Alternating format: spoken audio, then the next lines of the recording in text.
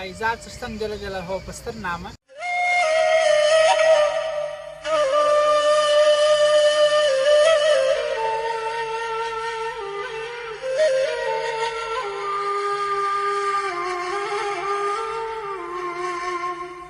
ملنګه غوټۍ مینه مې په زړه کښې خوار زار سي ملنګه غوټۍ مینه مې په زړه کښې خوار زار سي زه غلی زنځیرې سیخ د پړي په لور مې لاړ سي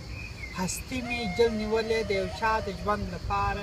هستي مې جل نیولې د یو چا د ژوند لپاره ښکلا ښکلا ښکلا سي صدقه سي ترې نظار سي